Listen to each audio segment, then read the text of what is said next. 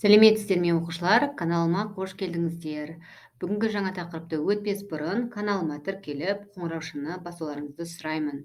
Бүгінгі біздің өтетін жаңа тақырыбымыз бұл өсімдік бөлінділерінің ерекшеліктері деп аталады.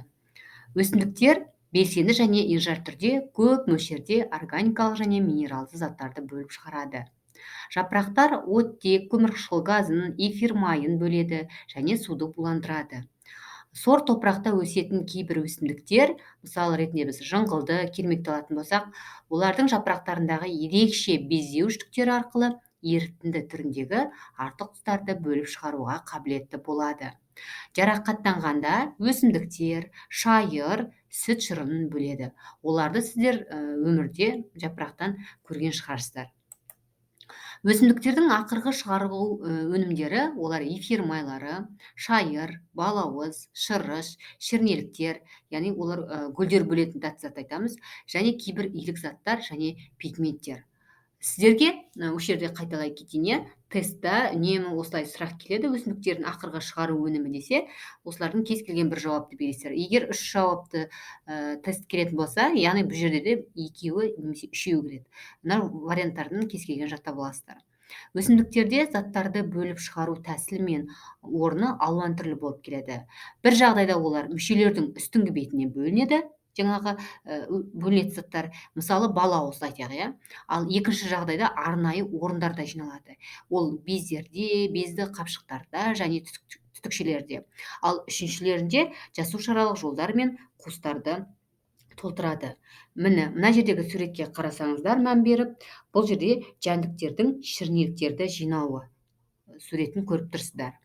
Мысалы ретінде эфир майлы өсімдіктерді жануарларды еліктіретін немесе үркітетін иістермен қамтамасыз етеді.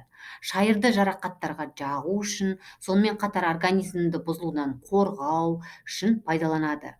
Балауыз, жаңа басында айтып кеттік, ол мүшелердің үстін тұтас жауып, шамадан тыс буланудан қорғайды. Одан кейінгі бізде жиі кездесетін, ұбт-да келетін сұрақтардың бірі бұл тамыр бөлінісі, гутация және өсімдіктердің жылауы деген 3 анықтама бар.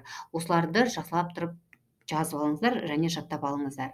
Мына жердегі бізде суретке бірінші мән берейік. Бұл бізде гутацияның мысалы. Гутация дегеніміз не? Ол организмдегі артық суды өсімдіктер жапырақтары арқылы шығарады. Осы процесті біз гутация дейміз. Мынау соның мысалы болып табылады. Қандай әдемі, қараңдаршы, жапырақтың шеттерінен артық су бөлініп тұр, яғни бөліп шығарылып тұр. Екіншісі бұл тамыр бөлінісі. Тамыр бөлінісі өсімдіктің тамырлары мен сыртқы ортаға органикалық және минерал заттар шығарылады. Органикалық заттарға не жататынын білесіздер өзіңізде, нәруыздар, майлар, көмірсулар, ферменттер, витаминдер дейміз. Ал минерал заттарға су мен минералды тұстар жатады. Яғни бұл тамыр бөлінісінің анықтамасы болып келеді. Келесі ол өсімдіктердің жылауы. Жаңа ғана айттым. Өсімдіктердің жылауы дегеніміз не? Бұл өсімдіктердің жылауы деген атпен өсімдіктің сүрегін жарақаттағанда, мысалы, діңді бұрғылау арқылы тескен кезде, немесе бұтақтарды немесе бүтін сабақты кескенде сулы шырынның бөлінуін айтамыз. Бір сөзбен айтқанда, яғни өсімдіктің кез келген сабағын бөлген кезде, мысалы ретінде, осындай шырын бөлінсе, бұл өсімдіктің жылауы деп аталады.